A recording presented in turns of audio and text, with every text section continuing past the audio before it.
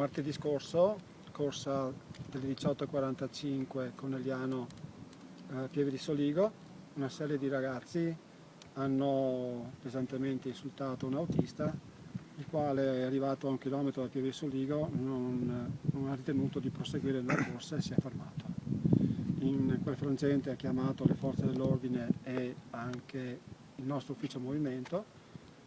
Sono arrivati prontamente i carabinieri, ma sono arrivati anche l'autista di riserva che ha proseguito poi nella corsa. Ecco, qual era stata la disputa con questi ragazzi? Erano volate parole grosse già durante il viaggio? L'autista aveva chiesto un'integrazione di un biglietto perché secondo lui non era corretto, il ragazzo non ha fatto resistenza e sono volate parole grosse durante il viaggio. A un certo punto l'autista ha avuto delle difficoltà a continuare il viaggio e si è fermato.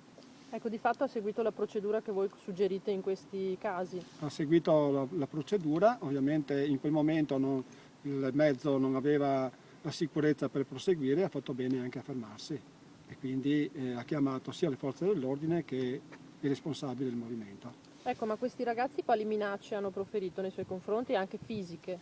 Gli hanno proferito alcune minacce fisiche e verbali di tutti i generi,